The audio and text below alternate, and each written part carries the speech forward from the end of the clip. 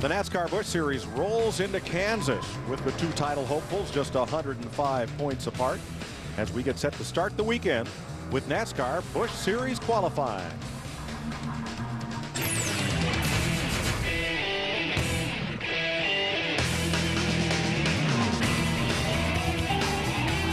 Welcome to Kansas City as Speed Channel presents pole qualifying for the NASCAR Busch Series, making its fourth appearance at one of America's newest super speedways. Former series champ David Green, Timberwolf Chevy, is the first car to test the clocks, chasing the track record of 30.27 set by Michael Waltrip a year ago. Got a chance to talk to David last night. You know, he was a winner here at Kansas City a year ago, but it's the same chassis, but she's definitely got a different look this year. A year ago, he was racing Pontiacs. Now she's got a Monte Carlo body on it, and he was pretty good in practice, Larry. He was 8th quickest, so pretty happy with that car so far. Yeah, they came out here and tested and felt awfully good about their test. David's 5th in points after 27 races. Each of the top 5 about 100 points apart, except for a big gap, 2nd to 3rd. His first lap was 30.95. Now in practice earlier he ran 30.70. This could be one of those racetracks. It's somewhat of a momentum racetrack, not near as much as Talladega, but we could see some of these cars run a little quicker on their second lap. And Larry, one of the things I found out talking to several drivers to see what David does do on his second lap, he actually slows down a little bit to about a 31.085, which is about 2/10 off of what he run, or almost 2/10 off of what he ran the first lap. So it'd be real interesting right quick to see how things kind of work out. Let me correct. The difference between first and second in the points, Marty Snyder, is 152. Yes, indeed. And the man second in the championship standings is Kyle Busch. A busy day for Kyle, Cup and Busch Series racing today. So focus on Busch Series qualifying now. A fast race car you have, 3rd fastest in practice. Good enough to get the pole, maybe? I hope so. You know, it's been a while since we had a pole. We have 4 this year, but it'd definitely be good to get another one. Wouldn't hurt. So the Shop Vac Low Chevrolet's pretty good today, and we're really excited. Hopefully we can qualify somewhere up front and just get a good, decent starting spot. That's what we need for this points race. But I wouldn't say we're the best car out there, but we're one of the best. So hopefully we can keep it that way. He literally just ran here from Cup practice, and we have some very fast cars. In fact, 2 of the 3 fastest cars in practice today go out very early. Should be interesting. And cars, have we got cars? We have 54 of them going to take time for the 43-car field. Aaron Fike, who had 1 win last year in the Infinity Pro Series, the 21-year-old from Galesburg, Illinois, trying to make what would be his 8th start of the season. So the way I look at that, then you got to beat 15 guys to be safely in, right? 54 minus 38. Yeah. 16. 16. 16. Yeah. 16 cars. Meaning that 38 will time in. 16 will not. So the 5 provisionals will come from that 16, and that's how we do the math. Yeah. This is the Ollie's Bargain Outlet Pontiac. His first lap was 31.54. He was 34th quickest in practice. That's exactly what he ran in practice, so he's backed his practice speed up. And he's quite a ways down the owner point standings, so this could be a car that really needs to get in those 38.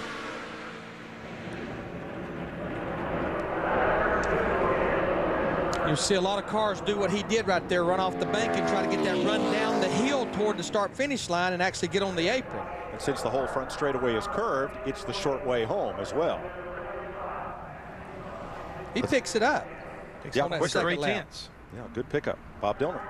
Well, we saw Kyle Busch getting ready to go out on the racetrack, and I came by the 8 rig to find Martin Truex Jr., the Busch Series points leader. What was he doing?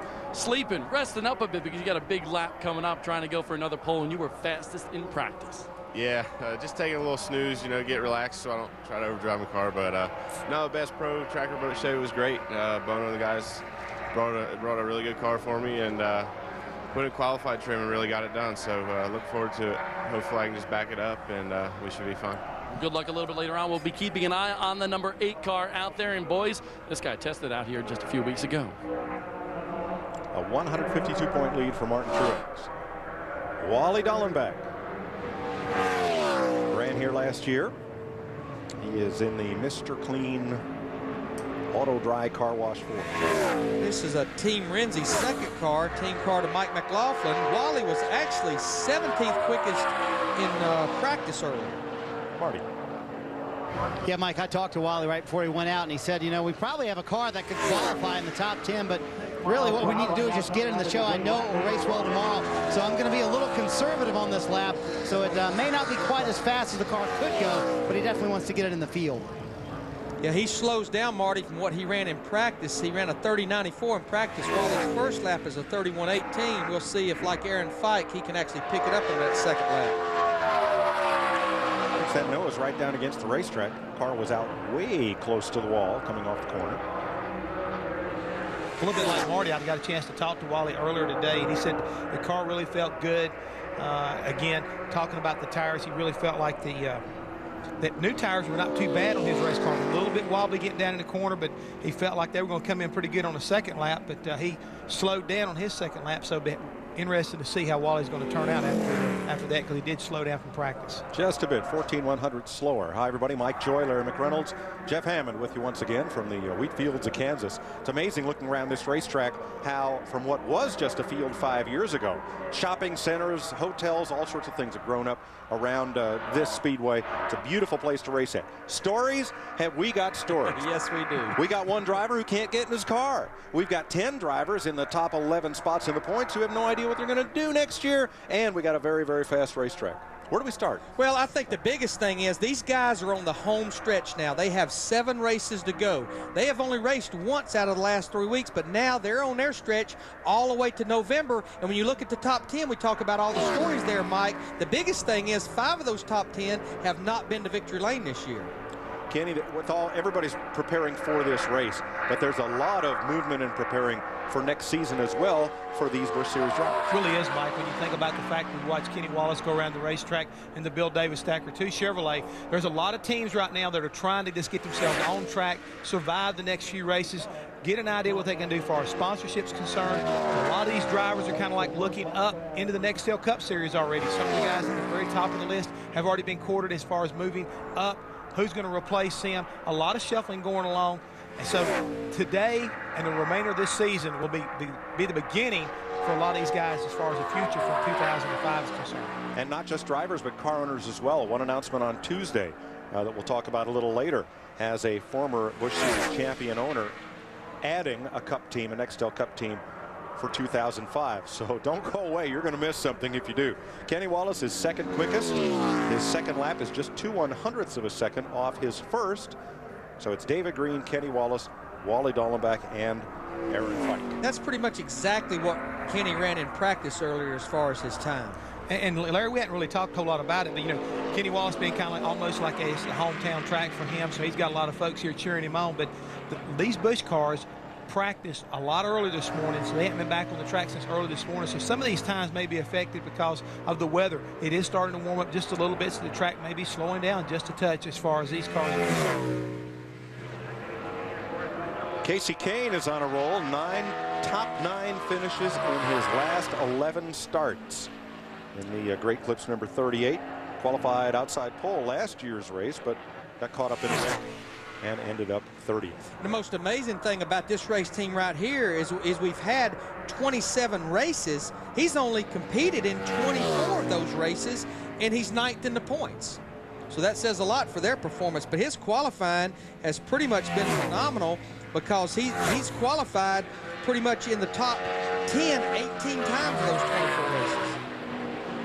So when he's been there, he's been very, very good. But running not a partial schedule, but an almost all the time, other than conflicts schedule. And this team will run the entire schedule next year, except Casey's probably not going to run as many races. Tyler Walker, actually, that has been qualifying his car for him where they've been conflict events, will run the rest of the races. And guys, when you look at this race car, you try to see what's on the front hood of that car. It has to do with Shark Tales. The new movie just came out recently, and they're still got that on the car. And I think it kind of fits Casey Kane's personality. You know, part kid, part professional, but always out there and always hungry, trying for the big win. Now he's on the pole that first lap at 30.74. He runs about the same speed. Now I don't think he's going to be that happy with that time because he slowed down about 2.5 tenths from what he practiced. Here's Bob. Wally Dallenbach just a little bit, I mean a little bit slower than where you practiced this morning. How come? I don't know. It felt good all day. The car felt really good, but it was just a little bit tighter there than we'd run in practice. And we actually put more tape on it and did some things to loosen it up. So I don't know if the track's just picking up a little grip because it's getting cooler or what, but that should put us safely in the show. I think we got a really good car. Our producer, James Shifton, wanted to know why it took you so long to get out of the car. Not going to have a very good show today, are you, with that producer there?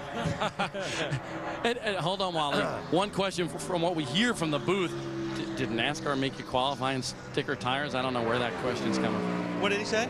Did NASCAR make you qualify on sticker tires? Yeah, we did. Yeah, we did make a mock-up qualifying run on sticker tires, and the car felt really good. Yeah, a little bit tight then. So like I said, we put tape on it and did some things to loosen it up, but we didn't loosen it up. But a lot of times the driver will drive in a little bit further and a little bit harder on qualifying, which will make the car tight too. And that usually makes a crew chief a little bit ticked off, right, guys? Yeah, I mean, I was actually asking that question because I think the NASCAR makes the Busch Series qualify on sticker tires that have not been run. I think possibly a lot of these times that these guys ran earlier, right now Kyle Busch is second quickest with that first lap right there, is they're slowing down and maybe the cars are not gripping the racetrack quite as good on the newer tires, where their faster lap earlier was on tires that had been run one or two times. Kyle Busch trying for his 5th pole of the season. He's got to pick it up about a 10th to displace Casey Kane. No. And a lot like Casey Kane, he slows down about 2.5 tenths from what he practiced. So Casey Kane, who is trying to win his 3rd pole in a row in the NASCAR Busch Series, is quickest so far.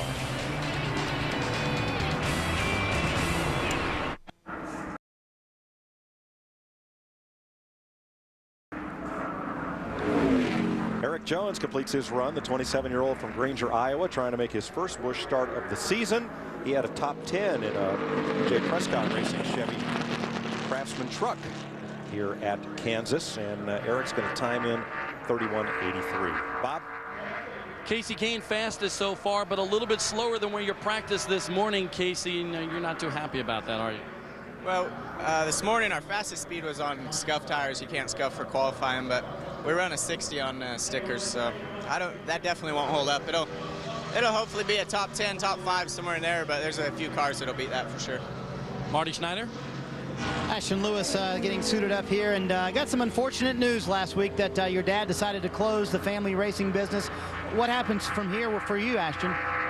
We're not real sure. I'm out there trying to see if anybody's interested in me driving for them next year. That's what I'd love to do is to find another opportunity to go drive for another race team. If that doesn't happen, or if I don't think that I can get a ride that's going to allow me to win races or kind of improve on what we had here, then I'm going to use that engineering degree I have and see if I can't find a job with somebody as an engineer for a race team and kind of work my way up that way. We'll let him go get ready for qualifying. Focusing on this weekend's race, he said in race trim the car is pretty good. They did finish 6th in this race with this car last year. Now Lewis said the team will complete the season. We'll have more on that when he makes his run. Clint Voschultz is from Woodland Park, Colorado. He's 33. He has 5 Busch Series starts, 3 this season. This will be his first try at Kansas. He also has 2 ARCA races here and a number of Pikes Peak hill climb championships. He is a veteran of the NASCAR West Series. Yeah, unfortunately right now he's the slowest of the 8 cars that has qualified, and this team has no provisionals, so I think that possibly is going to be one of our go-homers.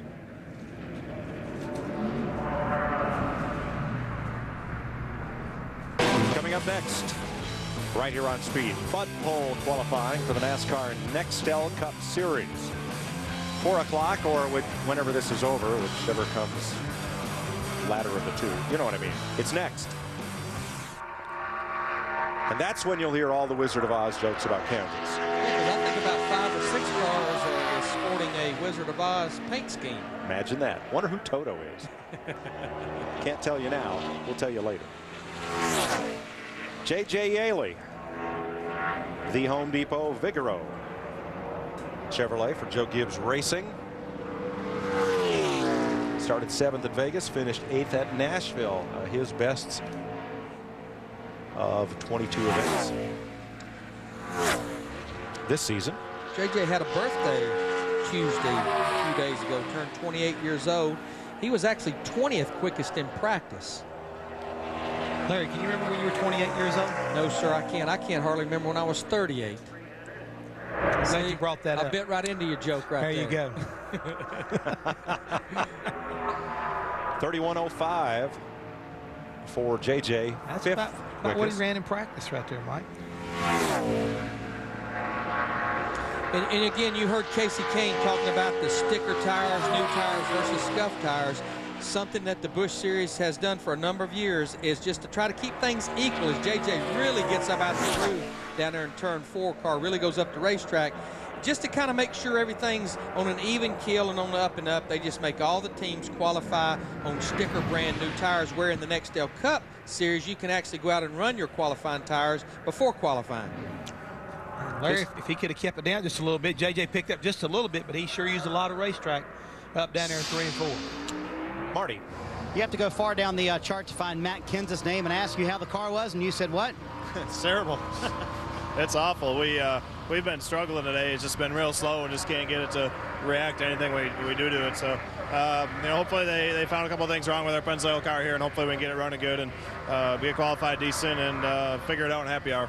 Slow speed-wise, but Jeff Hammond, I'd be willing to bet you they'll make this car work tomorrow afternoon. Matt always finds his way at the front, doesn't he? He always does. These guys, is one thing about Matt Kenseth. They have the ability to tune their car and get it ready to race when a lot of people can't.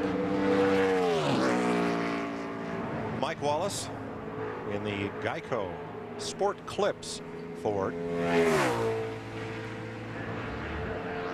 Winner at Daytona. His 15th place start at Daytona in February, though, is his best of the season, and he's looking for his second top 20 start here in Kansas. He was 26th quickest in practice, and Jeff, this is somewhat of a sister racetrack to Chicagoland, where these cars were back in July. As we know, Mike was leading that race when the white flag came out and ran out of fuel. So I know this is a different car. I talked to Tony Lambert, his crew chief, but you would expect if they had a good package there, they should run well here. Yeah, a lot of times when you look at tendencies, and a lot of guys that run good at Chicago, and had a lot of drivers also tell me, Larry, but they relate this racetrack a lot to Texas. Even going down into turn 1 and through 1 and 2 is a lot like Texas. So if you run good at these two tracks, obviously you would look and say, hey, you should run good at Kansas, and it should be a good racetrack for Mike. Depending on how he gets started, but he should be a good, strong contender tomorrow. Well, he'll be there, but 31:43 places him 8th of 10. 31:36 on the first lap. 8th of 10. Marty? Mike, start number 350 for Jason Keller. Does that make you feel old? No, we're the same age, so don't say yes. I've had a lot of races, and a lot of good races and some bad ones in there too, but I've been very blessed in the Busch Series to be here as long as I've been. So, it's a milestone I'm very proud to accomplish, but I still feel like there's 350 more. So we got to get our act together and get in the right situation so I can do that. He'd love to cap it off with a win. He's driving the same car he finished second with at Chicago just a few weeks ago. Thanks, Marty. Here's Paul Menard. In his 7 races for this number 11 team, he has 2 top 15 starts and 3 top 15 finishes. First trip to Kansas for Paul. This team is normally pretty fast in practice, and they were earlier today. He was 11th quickest. Remember, this is basically a Dale Earnhardt Incorporated package with that power plant under the hood as well. He did finish 8th in the Craftsman Truck Series race here last year. He goes to the pole, Mike. 30.67 for Paul. Good lap. And again, guys, we've talked about Paul several times, and Larry, you touched on it. They seem to be getting stronger. Their communication. Notice that Steve Neal, the team manager, he was down there with this team today working with them. So I think as far as the communication with Paul and his whole group is starting to get better each week, and they seem like they come off the truck stronger and stronger every week. And he's one of the few cars that actually picked up from what he practiced earlier. Well, this should eclipse Menard's best Busch Series start, 8th at Talladega. Rookie Paul Menard is the fastest of 11 qualifiers thus far in Kansas.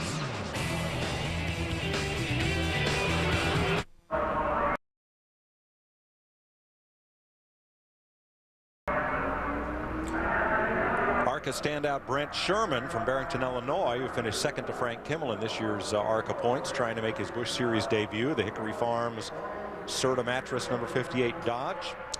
And that's going to be questionable at 31.46 for Brent Sherman, who will join the Aikens team for 20 races next year. Who's on trackside tonight? Oh, we got a pretty good lineup there, Mike. We got a man that started to get on the roll here lately, Ricky Rudd. Clint Boyer been sharing that Busch ride with Kevin Harvick, and the Nextel Cup points leader, Kurt Busch, will be with us. That's big. Big and we show. may have some more surprises along the way. And I don't know how we could have any bigger crowd than we had at Talladega last week. Oh, my goodness. At 7 o'clock Eastern Time, trackside tonight. You heard from Ashton Lewis Jr. earlier. They have been racing well this season. Top 10 in points, actually 11th right now, but quite well for a team with blank hood and quarter panels. But Ashton's dad has said this will be the final season for this family-owned race team, that without major sponsorship, they simply cannot continue. So they're going to try to finish on a high note. Ashton, Charlotte, the rest of the team members are among those who are looking for next year. Yeah, and the thing is, when you talk about that, Mike, I read recently that Mr. Lewis has spent $2 million out of his own pocket to fund this team this year. You know, between the pickup sponsors they've been able to get from time to time, and it's a shame because they've been committed to the sport. Ashton Lewis is a very capable young driver, and he can get the job done. And if they can just get the kind of support they need, this team probably could be contending for a championship. And they're 11th in the points, only 1 point out of 10th right now. And the hope in racing, as it's always been, is bring the car to the racetrack, show results, and the sponsors will come. Well, sadly, the sport and the business of the sport have changed. Ashton Lewis is 7th quickest right now.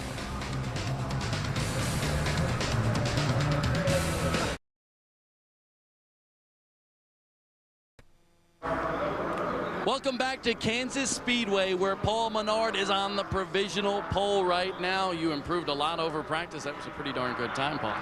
Yeah, you know, I had my doubts in practice. We're coil binding one of our springs, and Tony and the guys, fixed it, and pretty stout lap there. Hopefully it holds up, but there's some bullets coming behind us, so we'll see how it all plays out. One of the big bullets you're going to have to dodge definitely is your teammate Martin Truex Jr., and I know he's in the rig right now watching, so are you going to give him any hints or anything when you go back or on live TV right here? I guess he just woke up, so Martin, you got one to beat there, bud. Russell's got the pressures, by the way. Yeah, let's see how it all holds out. Like I said, Martin's going to be pretty stout.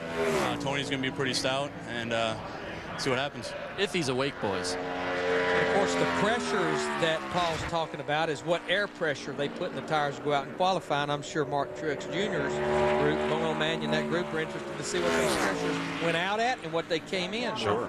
Surely not, Larry. Probably. I mean, if you were the crew chief on that Martin Truex car, you'd be down there looking at their tire pressures. You'd be that calm. Yes, I would. You would. I'd be wanting to know everything. How many RPMs you turn, the whole deal. Yeah. How much tape? Yeah. Everything. So what do you think, Bob?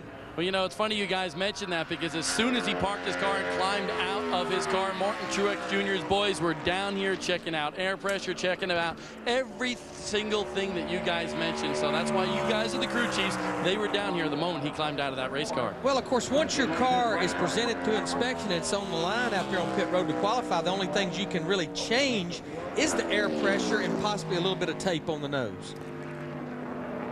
Gus Wasson in the Race Girl Chevrolet, 32.64. And let's see, they're in pretty decent shape for provisionals, and I'm afraid they may need one with that lap. Marty. Front row, Joe Nemechek, 14th fastest in practice today. Kind of an early draw here. Is that maybe an advantage today, Joe? Well, you never know. If we go when the shade's out, I think it's going to be an advantage. This place is really, really fast today. It's been raining for the last couple days. Stopped raining, track dried, extremely fast this morning. Both our Cellular One Chevy and our U.S. Army Chevy's running very, very fast. And I don't know, at the time seemed like they slowed down a little bit from first practice this morning in the Busch cars, and got a little more time in my Cup car. It's extremely good, and hopefully I can carry over to this. They tested at Charlotte on Monday in his Cup car, and Larry Mack, they tested 700 miles in one day. Took them 12 hours to do it. That doesn't sound like a fun test session to me, does it to you? Well, I'm sure, and I think most of that was tested at nighttime. Of course, the race at Lowe's Motor Speedway next week is under the lights on Saturday night, so trying to learn as much as they could for that night race. And when your tests are limited, you got to make the most out of every day and stretch it out as long as you can. You need to maximize it, and what a lot of these teams are doing nowadays, Mike, going out there, they're running like semi-mock races, accumulating a lot of data with the computers, onboard computers, and then going back and letting the engineers spend a lot of time downloading and analyzing it. So, you know, when you can get that much information in one day, that's really a good test. Matt Kenseth, the Pennzoil Ford, 31.65 for the defending Cup champ. I don't think he'll be very happy with that. Let's see if he can pick it up on his second lap. He picks it up, not a lot of positions, but interesting enough, if there was a racetrack that I would like to see my Nextel Cup driver run the Busch Series race, it would be here, because this racetrack changes so much from the Busch race to the Cup race, and we only have 2 guys in the top 10 in Nextel Cup that's in this race, Matt Kenseth and Tony Stewart. He's 11th out of 16, which is by no means safe, because they're not that high up on the provisional list. Well, and just remember, he would not get provisional anyhow because he's in the top 35 in Nextel Cup points. So, like Larry's trying to point out right now, he's got to hold his breath. He can go back there and sit down in here and kind of sweat bullets for a little while, Mike, to see how things work out. And right now on the track, a young man I got a chance to spend a little time with last night, Travis Geisler, noticed after practice he had a little bit of damage done to the right side of the car. He told me he got up a little bit too high into the corner going into one and got in that safer barrier. Didn't do a lot of damage, but did kind of make the car, as he said, a little uglier than what it was. Comes out of the ASA and the NASCAR Southeast Series, which will have its banquet tomorrow night in Charlotte, North Carolina, for the 2004 season. Travis was 33rd quickest in practice. He's seeing Kansas Speedway, though, for the very first time, as he has a lot of these racetracks this year. DCT on the hood, dreams come true. Motorsports, name of that race team, and again, another of the teams that is trying to put together sponsorship. Yeah, they'd like to run the whole schedule next year. I talked to Ricky Pearson, the crew chief, this morning. He said right now it's possibly going to be a partial schedule about what like they ran this year. But Ricky told me one thing about Travis. He said, you know, I've been so impressed how quick this man picks up on things. He said the first Richmond race back in May, we were 5 laps down. NASCAR even got on us about running too slow. This Richmond race, we finished on the lead lap. Said he really picks up on tracks as he goes to them a second time. He picks up more than a 10th on his second lap, so Geisler right now is 12th. Marty? Mike, the last time we saw Robbie Gordon in a Busch Series car, he was in victory lane at Richmond. Is the car good enough today to not put you in victory lane, but maybe give you the pole? I don't know. You know, we were right next to Paul Menard there in practice. I think he was 10th and we were 11th. So if we made the right adjustments on the Fruit of the Loom Chevrolet, we got a shot at it. But this is the same car we ran at Richmond, and I think it's going to be good here. It's been good at all the 1.5-mile race tracks, and I think we'll be really good here as well. One point to take into consideration, you crew chief guys, the sun is starting to come out, warming up a little bit out here. Yeah, that'll be good news for the guys that's already qualified and bad news for the ones that's on deck, you might say. This racetrack will definitely slow down and get very hard to get a hold of if the sun comes out. Jason Keller in the Miller High Life Light, number 22 for PPC Racing. Team owner Greg Pollux on Tuesday announced that they are adding a Nextel Cup team. Not just for 2005, but they're going to start next week at Charlotte and run right on through 2004. Victory Brands, A+, and Sunoco will sponsor the number 14 with John Andretti, the driver. I'm really happy for John Andretti. He's really hung in there all year long. You know, a limited schedule with DEI, and I know that his heart has been definitely this racetrack every weekend, wanting to get back into competition, but he had to find the right situation, and it looks like he's got a good one. And PPC hoping to continue in the Busch Series and the Truck Series for 2005. But again, like most teams, pending the signing of a major sponsor. Yeah, Jason's definitely one of those drivers that everything is not set as far as 2005. And his first lap is 31.36. He was 16th quickest earlier in practice, and he pretty much runs identical time. So Jason's actually slowed down about 4 tenths from practice. And that'll be a disappointment because he's qualified 5th in 2 of the 3 races we've had here at Kansas. And he has 2 top 5 finishes here as well. We talked in our on camera about the tornado that surrounds the 00 car. Let's go downstairs and get that story. Well, Jason Leffler not in the car here at Kansas, and this guy is Blake Feast. And Blake, you're running the 00, top 5 in practice, but you didn't know you were going to be running that on Monday, did you? No, I didn't. Just got a call this week asking if I'd drive it here, and of course I'd love to, so I'm glad I'm here. Thankful for the opportunity. Just happy to be here. You know, I hadn't planned. Talladega was the last planned race for me, so we were quick in practice. Booty and I are working good together, and everybody on the Haas Automation Chevrolet's really clicking. So I'm happy. I've never been that fast. Of course, you won the ARCA race last weekend at Talladega, but you're still trying to figure this place out. In fact, you just asked me a question a little while ago that you want an answer to.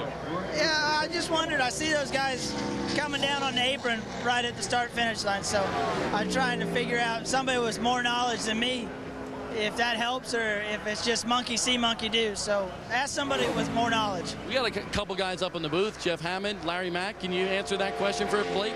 Well, I think there's two reasons they do it. Again, you get that run off of turn 4, and you try to get the momentum coming down the hill toward the start-finish line like they do at Michigan. And like Mike Joy pointed out, this straightaway is a continuous curve that shortens the distance up to the start-finish line. Hey, bottom line is tell him to do it.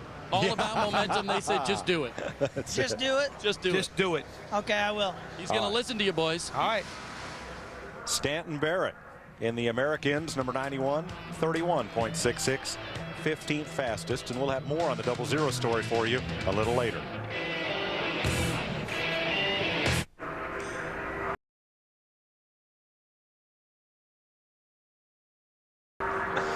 This is Mark Green's new ride.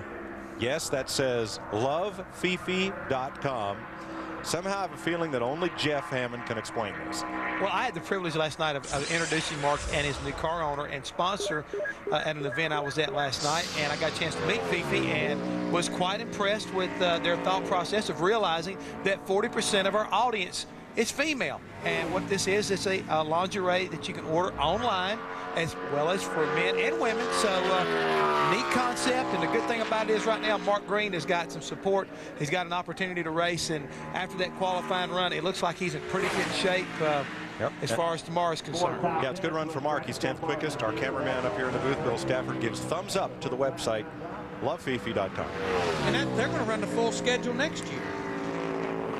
Come on, guys. Turn the computer off. Joe Nemechek's on the track in the Cellular One Chevy. Go front First row, lap, Joe. 31.15. That is 8th fastest. Got a little ways to go. That lacks about half a second of being the pole man. Yeah, and the weather right now, you know, he kept talking about it, and we've kind of pointed it out. There's definitely a lot more sunshine on that racetrack we've seen so far since the start of practice, qualifying. We've been talking about the milestones. Tomorrow will be Joe's 250th career Busch Series start. Second lap lacks a 10th of the first. So Joe right now is 8th of 21 drivers to qualify so far. Paul Menard, a rookie, is fastest in Kansas so far.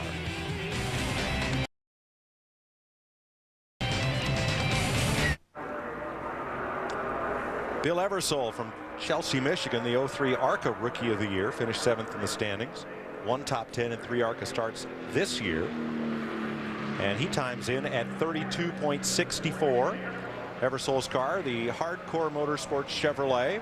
Sounds like a good time to tell you about Autoerotica on Speed, the Goodwood Festival of Speed. Mike, I was telling you a minute ago, been there over in England. It is an awesome festival. I guarantee you get a chance to see more of the most historic cars from around the world I've ever seen in one place. You went there with DW, did you? Went there with DW and Junior Johnson. Yeah. So it was a great opportunity for me to visit this Festival of Speed. So get a chance, check it out. Wednesday, 9 p.m. I think Rolls-Royce is the featured mark this year. That's what I love about it. Each year it's a different manufacturer. They get a chance to bring out all of their old historical cars and put them on display at this old castle. It's a great city. Stacy Compton started 7th and 5th in his 2 Busch Series appearances here, and started 4th in his World Cup race. So we'll see what he can do with the Kingsford Ford. First lap 31.35, second fastest of the Fords, but 12th overall. Just a little bit quicker than what he practiced at, Larry. Yeah, he was 29th quickest in practice. Had a good run in the race here last year, finished 8th. And this is one of the teams that pretty much everything is signed, sealed, delivered for next year. Stacy Compton, plus their sponsor, Kingsford. See if Stacy can pick it up on his second lap. Picks it up just a little bit, so he's 12th quickest. Quickest forward is Wally Dallenbach, who is 9th. So Stacy hangs at 12th place. Marty. Well, Mike, let's introduce everyone to Brandon Miller, young 23-year-old driver, the newest of the Richard Childress Racing young guys to come about. How did this come about that you got in this car, Brandon? Yeah, actually, I think what kind of helped to open the doors is I practiced and qualified Robbie Gordon's Busch car a couple times, and I got a call from all the people at RCR and went down to a test, and everything went well, and we're here today, and hopefully we can come home with a good finish.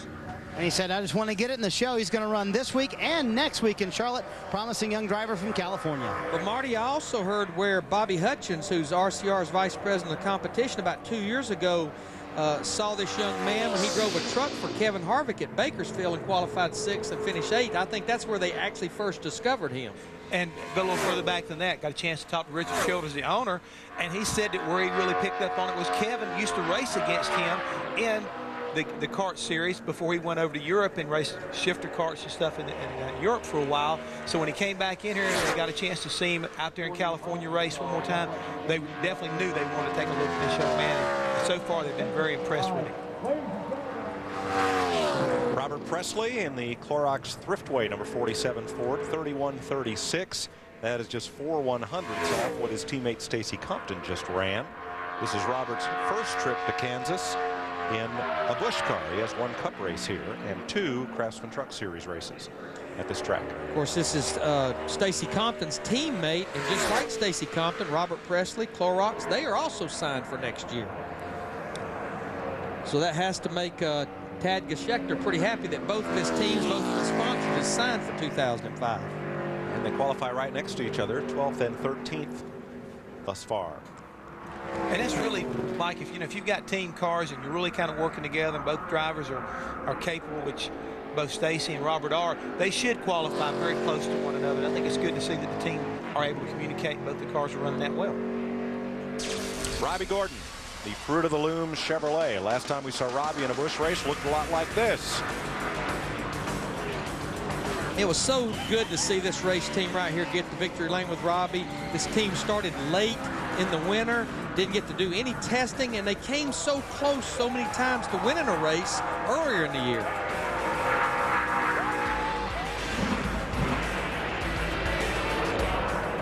So now Robbie comes out to take time in his second Busch Series race at Kansas. He started 3rd here in 2001. You heard him say this is the same car he won Richmond with. I talked to his guys early this morning. This is the same car they've just about raced in every race other than the super speedways.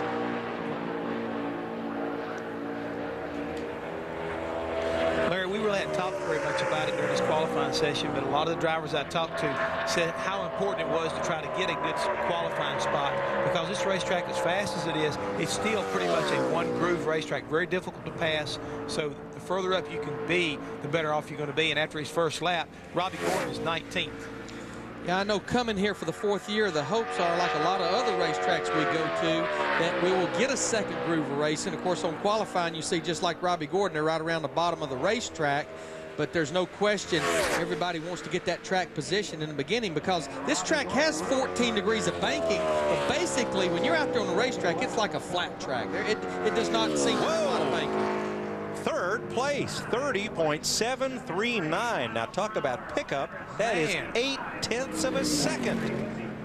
Figured something out to do or not to do on that first lap for that second. I don't think he liked them new tires. Because they're scuffed on the second lap. They sure are. Started 3rd at Richmond, and right now he is 3rd at Kansas City.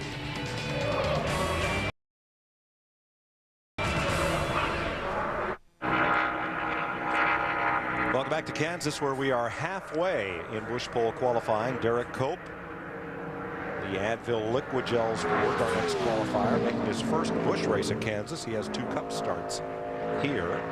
The 24 Steve Grissom, the GIC Mixa Motorsport Chevy, will not make a qualifying run. They were excused from their go time, and they have said they will not present the car for qualifying. They may be high enough up on the provisional list to get a start.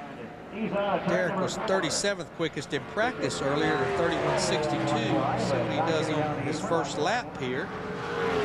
31.99, so he has slowed down almost 4/10 from practice, as we have seen a lot of cars do. Like I say, Jeff, for the first time today, we've had sun on the racetrack for a fair amount of time now. The other thing I'm noticing right now on Derek's car, he is already pushing water out the overflow, which is on the hoses on the right side of the car. So it's steaming coming off of turn 2. So he's already running a little bit hot. Could affect his horsepower down the back straightaway and may eventually slow him down a little bit more on the second lap. I did notice a little opening in the grill there at the very bottom of the top opening, and he slows down quite a bit on lap 2. And it's almost like when these engines get over about 235, 240, they actually start to lose power. Marty? I've tracked down hometown boy Clint Boyer here, the Kansas native, from about an hour and a half away from here, Emporia, Kansas. Now, you have the most unusual good luck charm for qualifying I've ever seen in my life. Now, what is this? Well, it's my license to drive, I guess. It's an Elvis driver's license. It's a crew member, old hacksaw here. Hey, let's hold it up there. Yeah, we can hold it up, little Elvis action. We're all Elvis fans. We went to Grayson a couple weeks ago and had a good time at Memphis and had a good test there. So we got to visit the King and all that kind of stuff. So always keep that for good luck for qualifying. Never heard of an Elvis license. Good luck for qualifying, but if it works, why not? Bob? Well, Marty, Robbie Gordon's got a little secret weapon because, man, you picked up from that first lap to that second lap something like 0.8 of a second. Where'd that come from? We just we thought that we might be a little bit better on our second lap on tires, so we just conserved it the first lap and stuck a time up there on the second one. Missed by a little bit of a 1/10 of a second. It felt so good coming to the green the first lap. I tried to run 3 and 4 flat out, just got a little bit tight. Had to check up. Robbie Gordon with a pretty good time, and you know, Larry Mack and Jeff Hammond, might he have been maybe scuffing in those tires a little bit for that second lap? Well, we definitely saw that he picked up a bunch, but I'm going to tell you who picked up a bunch on his first lap is this Brandon Miller in this RCR car. He is 8th quickest on his first lap at a 31.08. And Larry's down there talking to Danny Lawrence's head engine builders for RCR about this young man, and today was the first time he'd ever seen this racetrack and went out and put down some pretty impressive practice lap times. So he is definitely a rare find, and he's going to look like he's going to hold right there at 8th place. Picks up just a little bit on the second lap, but not enough to move him up as far as the positioning on the starting grid so far. Marty. Casey Mears is going to get ready in the car, and he's not walking away from us. Here he is. So how's the car? 5th fastest in practice. That's pretty good. Yeah, I felt really good in practice. Really well balanced. You know, I need a little bit more overall grip. Looks like the track has lost some grip, you know, so hopefully we can just go in there and put a good lap in, do the best we can for Yellow Transportation and for Finch, and we'll see how good we can do. I don't think it's going to work if your partner rides with you today, though. Yeah, we got the Yes We Can man with us, so yes, we can sit on the pole. We're going to try to do it. Yes, they can sit on the pole.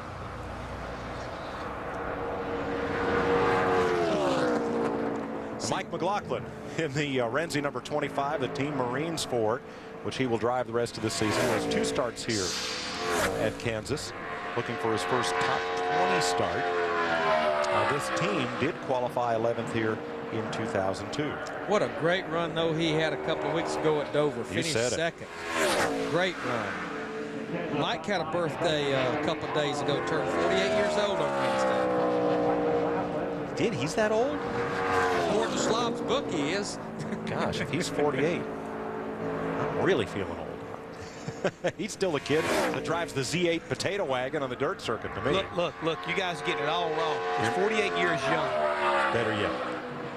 He can still mash that gas. He still mashed the gas. He and Harold Holly, you know, had an opportunity one time to almost work together.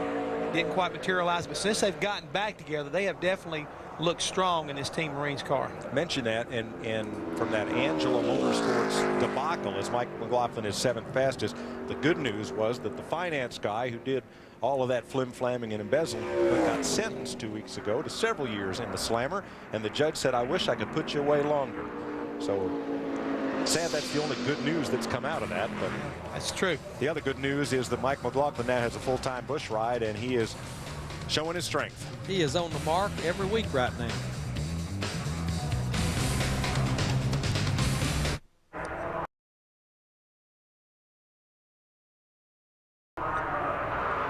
Well, I guess McLaughlin must be 48 because his old adversary and running mate Jeff Fuller's 47. 2 guys used to race in the Mod Squad and both run national championships there. But he's in the show comfortably, 19th. 31:41 is his time for Joe Nemechek in the 88. He'll be his 160th Busch Series start. And that's good news for three guys that were go or go home. Wally Dallenbach, Aaron Fike, and Mark Green, who really didn't have a lot of provisions for any. Those guys are locked in this field. Whoa, hang on there, Buddy Rowe. Put Boyer's car, I mean, he did a little D-do right in the middle of 1 and 2. The back end tried to kick out, and he did a good job of hanging on to it, guys. He was 7th quickest in practice, and you heard when they interviewed him, this is pretty much his home track. He's for about an hour away in Emporia, Kansas. Well, he's got a strong following around here, and I'm sure he's trying to get all he can out of this Reese's Chevrolet right now as he goes around the racetrack. But definitely that first lap, she was doing a lot of wiggling getting down into 1 and 2. Pretty much backs it up. He's only 23rd quickest, so we hope now he'll learn what happened that first lap and he can pick up on this second lap.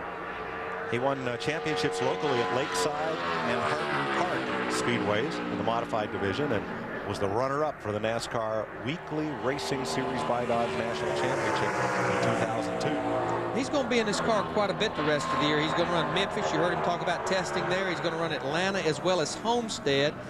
And he picks it up quite a bit, about 4/10 on that second lap, so he's now 14th quickest. 31:27. Here's Marty. Mike, Greg Biffle just telling me that he can't get the Busch Series car to go, but the Cup car is pretty quick. Can you learn anything over there that can help this car run better? Well, not really. You know, our aero package is pretty different on the Cup cars. That's the car I won at Michigan with. It's a really good car. I'm excited for Sunday. This is my favorite Busch car, though, Chassis 80. I've won both California races with it. Run good at Chicago with it, but can't get it to go here at Kansas. I don't know why, but we'll get her going at Happy Hour for sure. But just hopefully I can qualify in the top 20. I don't think I'm going to be real good at qualifying, but we'll see how it works out. Yeah, guys, right now the fastest Ford is only 12th. Well, right now, actually, that was Wally Dallenbach. Now the fastest Ford is Mike McLaughlin, who is 7th quickest. Casey Mears, the yellow transportation Dodge, in 2 Kansas starts, 13th and 6th with the green flag. Car has a little different look to it this week. Maybe it don't show up right here. I know as I was in the garage area this morning, it's a much brighter orange, and I think this is the paint scheme they're thinking about running next year. Of course, their headquarters is right here in Kansas, Yellow Transportation.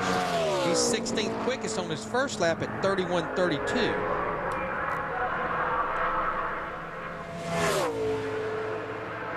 What was the name of that color originally? It was Swamp Hollow Yellow or something. There's a big story about when this trucking company was started. The founder said, I want all our trucks to be easy to spot so they don't get in accidents. Want everybody to see them coming. And the brightest color they could find was much like this. And I would say that's true because I know that this race car is very easy to see out on the racetrack as well. Bob, what's the story behind the color? Well, Mike, you were really close on the color. It's called Swamp Holly Yellow, and that was the old color. Now they've gone to this brighter color, which, you know what, is actually an orange and not a yellow. Well, I don't think they'll have to change the name of the company, but you never know. Probably not. All right, let's go to a little bigger controversy. The Gene Haas 00, the Net Zero Chevrolet. Jason Leffler has been the driver of this car all season. They stand 3rd in points. Leffler was informed, not officially, but found out from the shop that his seat was being removed from the car and that he would not be driving it here this weekend. Lawyers got involved. Injunctions were filed.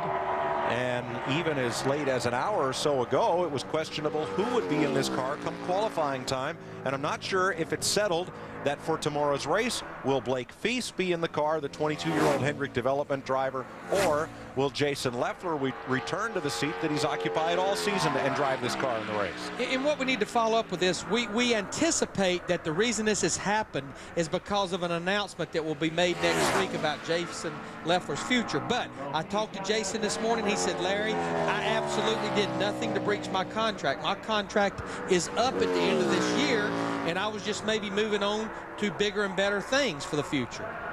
But he intended to drive the car the balance of the season. He stands 3rd in points, hopefully collect his point fund check at the banquet. And as far as the performance end, like you say, he's held up his end of the bargain. What he plans to do for next year, not sure if that should enter into this or not, but the team obviously feels differently. Blake Feast is in the car. He is in the Hendrick Development Program, and the Haas team is a part of that. So his lap is strong, 5th quickest with a 30.89. Yeah, he picked up quite a bit on that second lap. I talked to Booty Barker this morning, Jeff. I think you did too. Booty said it would take the better part of a half a day to get Jason's seat and seat mounts and seat belt mounts back in this race car. It would not be something that could happen real quickly. And Marty, I think you're actually with Booty Barker. Yeah, I was sitting here chatting with him while he was qualifying, so I said, well, let's talk to him about it. Who is going to race the car tomorrow definitively? Do you know? Yeah, Blake Feast. Blake Feast will be in the car tomorrow. Did Jason come in the garage area this morning and try to work things out? It's better if I don't even say nothing, Nick. We love Jason to death. Blake's a great guy. We just, want to just, we're just racing, doing what we got to do. We'll let everybody else worry about that stuff. And obviously a short learning curve for you and Blake, but it seems to have worked very well off the bat. Yeah, I mean, he hadn't tested here. We brought a new car and unloaded, and he's fast, so he's doing a great job. And Booty was telling me they should be very good tomorrow in the race. That's actually where they think he'll be the strongest. And that's the answer Booty Barker should have given. You know what? We're here to race. We can't get caught up in that. The person I feel for is Blake Feast. He's caught in the middle of this whole thing. Well, both these guys are, Larry. When I look at it, there's Booty right there at the crew chief trying to do his job. You got Blake right now just trying to follow and fill in where he needs to. And Jason Leffler, this is things that should have been settled somewhere else besides the racetrack. And Larry, I don't feel bad for Blake. Every empty seat is an opportunity for some driver. Somebody's going to fill that seat. He's done a great job, obviously, of stepping in and putting this car up in the top 5. Guy I feel for is Jason Leffler, who feels like he's done everything he should do to keep this a contending team. He's running in the top 3 in points, and suddenly he's out of a ride because of something that isn't going to happen until next year. There's more to this story, and I'm sure we'll learn it as the weekend goes on. I think you're absolutely right, Mike. Casey Atwood, on his second lap, he picks it up to 14th quickest, 31.20. Good lap for Casey. That'll put him 14th fastest in the U.S. Navy Chevrolet. 35 of 54 drivers have had their turn at the clock so far.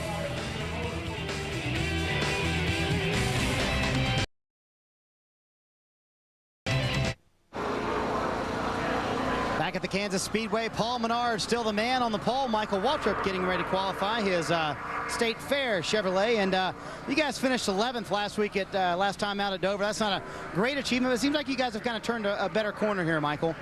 We have. How do you like my helmet? Interesting, I would say. It's the corn dog man on there, and he's squirting mustard all over the place. I'm glad you noticed, Marty. We worked so hard, and we've tested, and Jerry and Joe and all the boys have tried to figure out where we went wrong. We won Nashville, and we've been terrible since then.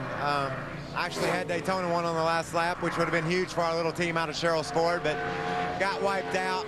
But we've struggled lately, and last year this car was the deal every time it showed up, and we just want to try to get back to that mode. That was a lot more fun. Plus it costs less. I didn't have to do all this stupid testing. But we have State Fair on board here this weekend.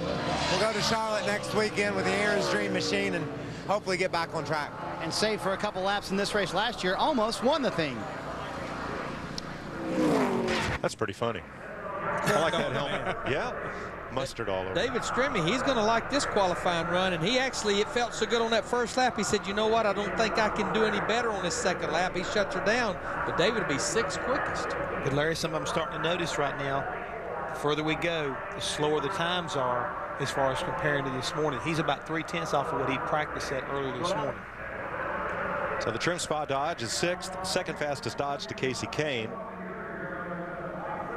And the point standing leader will roll out on track, Martin Truex Jr. Bass Pro Shops Tracker Boats Chevy. This should give us a pretty good indication of what the track is doing and how it is. And Paul Menard will get a really good test here as far as his time, which he's already posted of about a 36.7. Martin can go up there and better that. Now, why is he shaking that car back and forth on the backstretch? Trying to get those tires right there worked in, Mike. He's trying to get them shook around and get them build a little bit of pressure and get kind of stable under him so he can really get after it on his first lap. So with the sun on the track, you think the first lap will be the one if you can get it? I think so right now. If you can get those tires kind of, happy with the air pressure and getting his grip going, this should be his best lap. This is such a hit-your-mark, line-sensitive racetrack, especially qualifying. You got to drive it right to the bottom, and the minute that thing feels like it takes a set, you can see him wiggling a little bit right there. You have to pick that throttle up and stay in it. If you don't stay in the throttle all the way off the corner, it kills the straightaway speed right here. 12 front row starts this season for Truex. Best average start of anybody in the series, but not today. 30.85, fifth fastest. He has slowed down a half a second from what he practiced, and I think majority of that is in the racetrack. He's one spot away from Kyle Busch, who trails him by 152 points for the lead. Just what a season this race team has had, though. 27 starts, 5 wins, 6 poles, 14 top 5s, 20 top 10s. They have finished on the lead lap in 25 races this year. Did he pick it up? No, 1500ths slower. So Truex is 5th.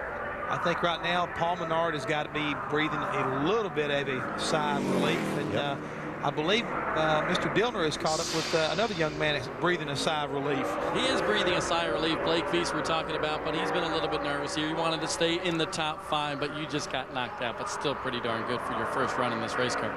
Not bad. I kind of figured the 8 car would beat us. He was real good there. But for never working together, you know, the whole team, the whole Haas Automation team, Booty Barker, they unloaded a great car right off the truck. Just a privilege for me to drive. Glad to be here, and hopefully, I really think we have something for him in race trim. And guys, Blake has been told that he will run the car tomorrow. Definitely, he does not know how many more races he will run for the rest of the year. He's hoping for more. And guys, the crew came down and said, "Hey, why did you go on the apron on that lap?" And he said, "Well, the guys in the TV booth told me to." And by the way, Blake and Jason Leffler are good friends. Yes. And they spent a little time together. Blake called Jason, we're told, when this news first came down, and he says, "Boy, I'm glad I'm going racing. I hate it happens this way." But they remain good friends, and that's good. And of course, Blake, like Boston Reed, is one of the Hendrick development drivers, and that 00 car, the Haas car, has an affiliation with Hendrick Motorsports. They actually use the engines from Hendricks. Number 80 is Chris Horn out of Cedar Rapids, Iowa, the Seafoam Sales Chevrolet. He has 29 NASCAR Craftsman Truck Series starts. This would be his first Busch Series race. He's a go or go home, and he was 50th quickest earlier in practice, and right now he is only 35th quickest on his first lap out of the 38 cars that have been on the clock. Let's see if he can pick it up a little bit. Yeah, he needs a half a second. He picks it up a little bit, but picks up no position, so that's going to be very borderline for Chris Horn. Marty. Mike Ron Hornaday spent most of the day on top of the speed charts and 9th when practice ended, but the sun's been baking this racetrack for a good 45 minutes now. Is that what's making the time slower, Ron? I hope not. I mean, Busch and the guys really built an awesome car. We haven't touched it all day, taped it off, and the car is pretty good. So we'll just see. We're going to use that RCR horsepower and try to get this thing on the pole, but hopefully that cloud comes over. I don't know if it's going to help or not. All right, he's hoping for that money cloud, as they call it. 9th fastest in practice today for Hornaday. Another driver whose future is uncertain for 2005. This here is definitely a new look for Greg Biffle. We're kind of used to seeing him in some different colors, but right now he is sporting the red, white, and blue colors with CNN on the side of his car. America Votes 2004. Is this a voter registration drive effort? As you heard Greg saying earlier, he was only 18th quickest in practice. But there's one thing about Greg Biffle, you know this to be true too, Larry. When it comes time to qualify, he has the ability to find some speed. He has 3 Busch Series starts here, all with top 5 finishes. First lap's good enough for 12th quickest. I'm sure he's hoping this car is, you know, fair and balanced. Yeah, never mind. Right. Yes. Yeah. Are you trying to say it's a bipartisan car? No, it's just an allude to one of our Fox Network partners, that's all. A 31.06 on his first lap. He only slowed down about a half a tenth from what he ran in practice. He'll slow down another tenth and a half on lap 2, so right now Greg will be 12th quickest. So Biffle is the second fastest Ford to Mike McLaughlin, who is 10th. Biffle is 12th. Paul Menard right now is quickest, and the point leader, this man, is 5th.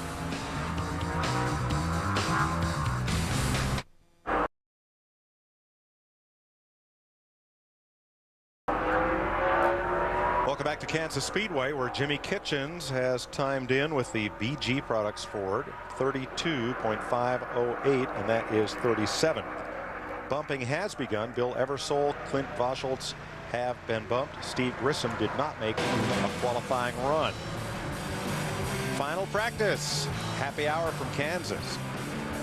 Tomorrow noon Eastern Time, right here on Speed. Well, the exciting thing about it, 7 races to go in the chase for the championship. And every qualifying session and every happy hour show will be on Speed. And while we're talking about television shows, we still want to continue to wish Alan Bestwick a quick, speedy recovery from breaking his leg about a week and a half ago. He's at home recovering. Look forward, hopefully to seeing Alan back at Lowe's Motor Speedway next week in Charlotte.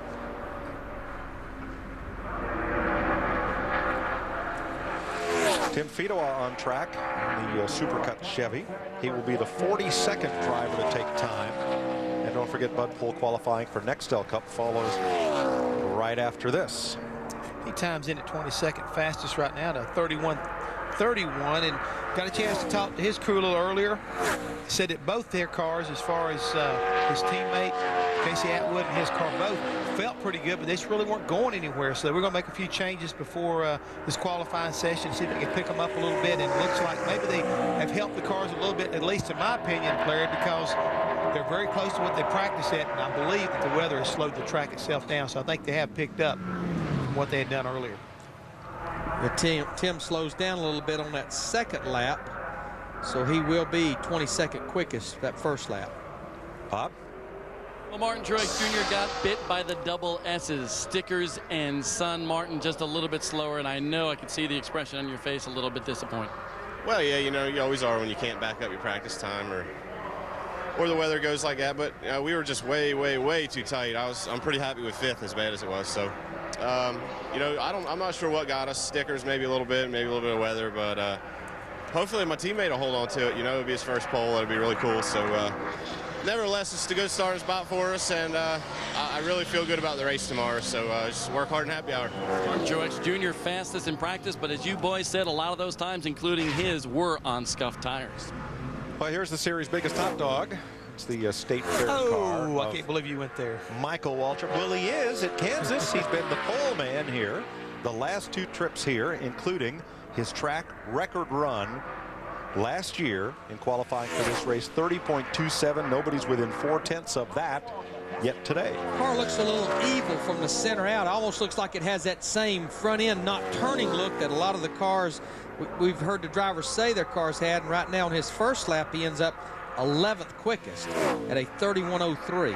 We'll see if the happy hot dog man on his helmet is still smiling at the end of this run. I don't think he's going to be. I know how Michael is. He told me in the garage area earlier, his car was evil during practice. It felt good during race runs, but when he put it in qualifying trim, he said it had that slide and kind of a pitch and catch kind of feel to it. And he said, I don't like that. And he said, I've got to do something about it. And I don't think they quite got it where they wanted, even though they made several changes before qualifying. He was the track record holder here, and I think that track record probably safe for now. It's pretty safe, I think. Michael Waltrip is 11th right now with 11 cars left to go.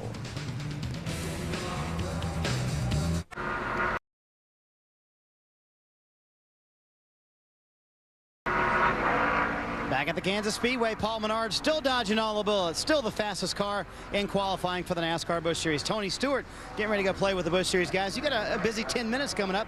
The next to last car to qualify in the Busch Series and the first car in the Cup Series. How are you going to get all this done? Easy. They'll let one go out at a time. So I don't know. I think NASCAR is pretty good about understanding the situations here. So you know, we're just going to stop at the end of where the turn is for the garage and get out of our Bass Pro Shop Chevrolet with Chance 2 and do a little. I'm not going to jog because I'm not going to embarrass myself. So I'll just ease down to the number 20 Home Depot Monte Carlo. So we'll get them both done. I understand this car was pretty good in all race trim practice this morning. Yeah, the hard thing is we didn't do any qualifying runs at all. So this will be the first time that I've run the qualifying setup on this car. But you know, we've got Bono and Martin down there, and Martin was a little tight, so our setups are real similar. I think we put just exactly what he had on. Just we'll make some air pressure adjustments and try to make it a little better. Believe it or not, this is the same exact chassis Dale Earnhardt Jr. won Bristol with a few weeks ago with a brand new body. Thanks, Marty. Kevin LePage, who was the pole sitter for the first Busch race here at Kansas in 2001, takes his Kaiser Compressors Chevy to a run of 32.17. That is not quick enough for the top 38. And Mike and Jeff, these guys will have a final practice here later on this afternoon after the Nextel Cup qualifying. But watching the weather this morning, it looked a little iffy. So I think a lot of teams, as you heard Tony Stewart talked about, worked on race setup in that 2-hour practice this morning. Yeah, a lot of teams did. They really worked hard on trying to get that balance and everything they needed, because they really were afraid that the weather was going to come back in. They wouldn't get that happy hour, and they wanted to be kind of like ahead of the curve. On the track right now in the 39 car, Tina Gordon, the Yahoo Ford. Got a chance to talk to Tina on the way up to the booth, and she was pretty down on herself right now, because she really feels like she should be running better than what she is. This is the first time she's had an opportunity here to come to Kansas and really get after this track like she thought she should be able to. But she's been working on the line and trying to get it down, and she was hoping she could pick it up here Sunday qualifying. 10 races. She's still looking for her first top 25 finish and her first top 25 start. She did race here last July in the Craftsman Truck Series. Yeah, of the 54 cars that practiced earlier, she was 53rd on the charts. So Tina's going to really need to pick it up on this qualifying run. First lap 33.32. That's only about 3/10 quicker than what she practiced. And that trails the field by about 0.6 of a second.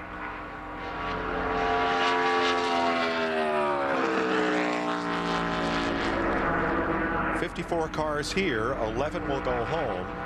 Right now, the 38th spot is Stan Boyd at a 32.05. And what I hear with her car is she's just out of the gas so long. I know this morning in practice, the track had a lot more grip than we've talked about. I talked to Casey Atwood, and he said down in 1 and 2, he couldn't run it completely wide open qualifying, but he only had to breathe it just for a second, about half throttle.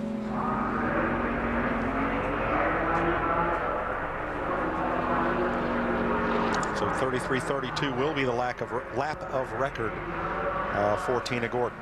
But this is a 1.5-mile racetrack, and right now Paul Menard's average speed is over 176 miles per hour, which means they're entering the straightaway over 190 miles per hour into these corners. Every one of these drivers I've talked to so far said this place was bad fast this morning, and I guarantee you, Larry, carrying that kind of speed around here, you have to keep your foot down if you want to be up toward the front as far as the starting field is concerned.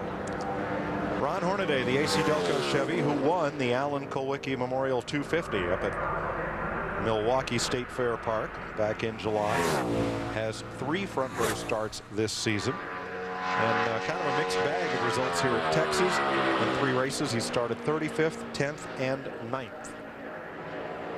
He's been told by Richard Childress that somebody else will be in that seat for 2005, so Hornaday is actively seeking a ride, and he says he's a former champion of the Truck Series. He's had some seasons in Cup.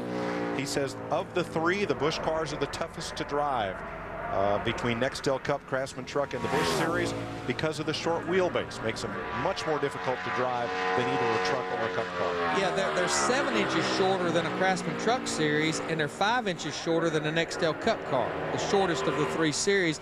And Ron's first lap is 6th quickest. Remember, we were talking to him a while ago. He was 9th quickest in practice. He has lost about 1/10 and a half from what he ran in practice, and he slows down another 1/10 on that second lap. So right now, Ron will be 6th quickest, another big bullet that Paul Menard had to dodge. 6 of the top 7 so far are Chevrolets. Oh, there's Fifi. Is that Fifi?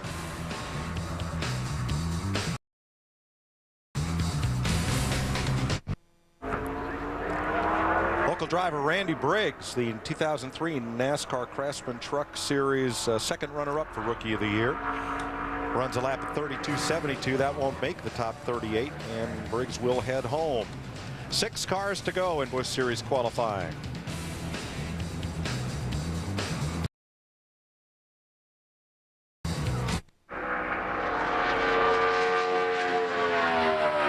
Shane Hall ran a lap, let's see here, not quick enough to make the top 38. 41st fastest, 32.37, so his number 28 Ford will head home.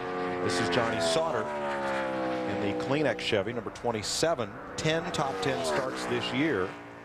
And he's had an 8th and a 19th place start here at Kansas in 2 appearances. This will be his 100th Busch Series race. You see right there, 26 quickest. They have the front of this car so soft. And as you heard even Matt Kenseth talk earlier about how, and Robbie Gordon talk about how a driver really drives a car off in the corner qualifying, it's actually bottoming out and smoking the left front tire as he drives off in the corner. It is, and that's not going to help his effort at all right there, Larry. But talked to some guys that work on that car, but they told me today that they're going to be switching manufacturers next year. They're actually going to be going to Fords and getting away from these Chevrolets and trying to get their act together for next year. Sauter is 21st. We can lose. Oh, my God. I feel for him, too, guys. See that baby on tape. Getting into turn 3. We can lose. It might be because the left front spring was solid. Up against the left front fender. Wow, a wild ride for Johnny Sauter, but 21st place. And you could hear it in his voice for sure. Oh, yeah. That bumps Brad Teague. This is Morgan Shepherd, the oilimages.com, American Card Exchange Chevrolet. Race room also on the 0 for Morgan.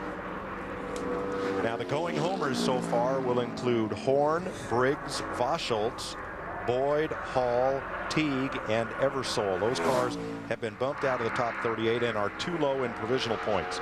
Derek Cope right now is the bubble car as Morgan makes his run. He was 40th in practice earlier today, Mike, and if he could run the same time, that would be quick enough to get him into the top 38, but just barely. So it'd be interesting to see how this weather and how everything kind of plays out as far as this lap is concerned. His first lap, he's 32.40, and he's got to pick it up a little bit if he wants to get in the show.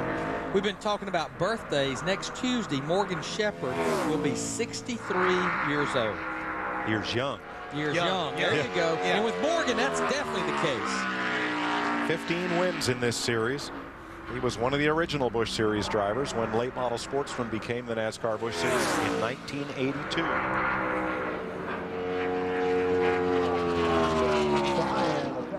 So that's a good question from our production folks. There's a yellow stripe on that bumper. If there's anybody here who's not a rookie, it's Morgan Shepherd.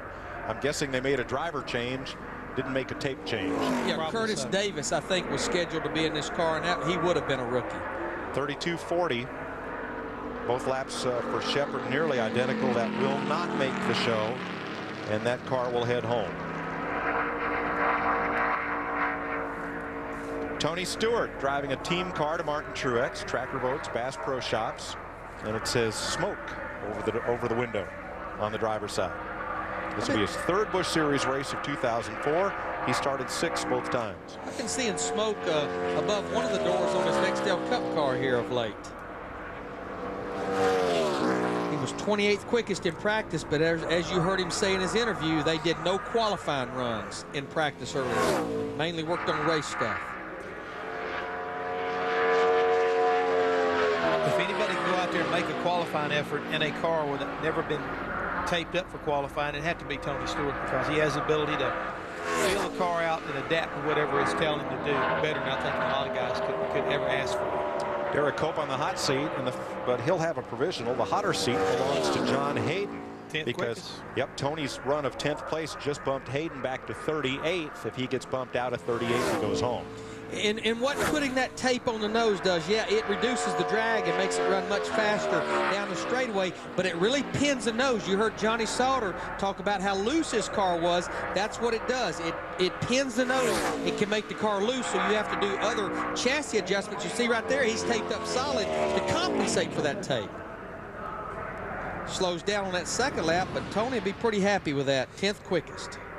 Almost a half a second quicker than what he practiced. Now, the way the provisional situation lines up, it looks like the going homers are going to be Horn, Briggs, Voschultz, Boyd, and Hall, along with Teague, Shepherd, Ebersole, Kitchens, and Steve Grissom would be next up the list, but because he's a past champion, he would use the final provisional, and that means that Gus Wasson would go home. Looks like we have 2 left to go, including Mike Bliss. So for Hermie Sadler right now, he can breathe a sigh of relief. So He's in. Eric Jones is in. Both these cars, well, we got two cars to go, Mike, so it's going to be real close yet for Eric Jones. For sure, Hermie Sadler's in the show tomorrow. Right. Hayden and Jones are 38th and 37th, and both of them are on the go or go home list. So Mike Bliss, with 10 top 10 starts this season, the 2002 Truck Series champ, will probably bump somebody out of the show right here in his Rockwell Chevy. Yeah, he was 10th quickest in practice earlier. He was awfully quick. And even if he has a problem, he's high enough up in the points, he will be assured a starting position for tomorrow. So let's see what Mike does as far as his qualifying. This is one of the race teams, especially when you talk about Mike Bliss, that rumors continue to somewhat surround for next year. Unknown. You see right there, real loose over there when he picked the throttle up coming off turn 2. His first lap, though, 30.91. He's 8th quickest. Crew chief, call him, tell him, get in there. Stop. That's you're good in the top enough. 10. Let's get it done here. Yeah, Mike's been informed by this team that they are working on putting together another package with a different driver. So I guess he's free to look, but he's not released for next year. So that's really a kind of a situation of limbo. And he slows down quite a bit on that second lap, and I think we know why. Drove through 1 and 2 the first lap real good. The second one I drove went down into 3 and didn't really lift much. And I had to lift on exit because it got real tight off 4, and then it got loose into 1 and 2. Oh well.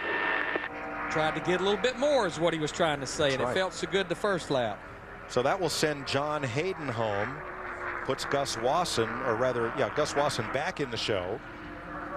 According to our unofficial tally, John Hayden will go home, and the final decision will be this man right here, Kenny Hendrick, who has won Craftsman Truck Series start at Kansas, his first run here in a Busch car in this number 51. And the question mark is going to be Eric Jones, who right now is 38th. If Jones gets bounced out of the top 38, I think that would put Tina Gordon back into the field. Actually, it would just put Steve Grissom to where he's the last time provisional, doesn't need the champions provisional. And Kenny would have to pick up 2 seconds from what he ran in practice earlier. He was the slowest of all the cars that took practice this morning. That's exactly what I was looking at, Larry. Is how much has he got to pick up? Is it a couple tenths? But in his case, he's got to pick up over 2 seconds if he wants to. Well, he picked up one of them. Picked up one of them. One down, one to go. 32.99 for Kenny. He is actually going to have to run at least a 31.80.831 if he wants to knock Eric Jones out of the race and put himself in the starting field. This is one of Rick Ware's Dodges. And the final qualifier completes his run, picks it up another half a second, 32.41, but that won't be enough to make the top 38. That's a super effort to pick up that much, but it's a shame he's coming up short. And that will take Hendrick out of the show and put, I believe, Tina Gordon back in. So let's meet the pole sitter. Yeah, career pole #1 for Paul Menard. And how nerve-wracking is it to sit there and watch all those guys who beat you in practice take a shot at you in qualifying and not have them knock you off? Well, it's definitely nerve-wracking. Have to sit through 45 cars or whatever it was, but it's pretty cool that we went out early for once. Usually going out late helps you. Going out early today helped. The sun came out later on and slowed everybody down for us. But hats off to Tony Gibson. Good DEI horsepower. Lots of help from Martin Truex and Bono and all those guys. So it's pretty cool. Now let's focus on the race. Did you get a lot of race practice this morning? We did, but it wasn't very good race practice. We were coil binding the left front spring, and we're going to change the bucket, change the spring, and do a little work there, and hopefully get some more travel and be pretty fast tomorrow. So some work ahead for the pole sitter. Race practice coming up for the Busch Series cars, but Cup qualifying coming up right now. Paul Menard is the 16th different driver to win a Busch Series pole in 2004, the 7th first-time pole winner this season. His previous best was 8th at Talladega. And just like all year long, there you see them right there together. Our 2 points leader, Kyle Busch, 4th, Martin Truex Jr. in 5th in the 8 car. And look at row 4 right there, the 00. Blake Freese making his first start here at Kansas. Great effort. Page 2. Tony Stewart, Kenny Wallace, a couple of Cup veterans there. A lot of bushwhackers there in that second group. And another rookie, Brandon Miller, in the top 20. Wally Dalla back there in row 10 along with Joe Nemechek. So what do you call an announcer that runs a Busch race? There's got to be a name for it. Deranged. I don't know. Come on, he's a race driver first and an announcer second. He is. Wally Right. is, so He is. that's okay. Now, if one of us tried to do that, we would be deranged. Then that would be deranged. All right, the final qualifier on time gets the asterisk. That's Eric Jones. Everybody else, that's provisional land. Kevin LePage and Derek Cope, along with Wasson, Grissom, and Tina Gordon back in the show because Kenny Hendrick will be one of the 11 who did not make it. And here's a look at that list of those who head home. So a rookie will lead them down to the green flag. Menard, the fastest Chevy. Casey Kane, the fastest Dodge. And 13th place Mike McLaughlin, the fastest Ford for the Mr. Goodcents 300 tomorrow. Enjoy the race, folks. Stay tuned for butt pole qualifying for Nextel Cup next.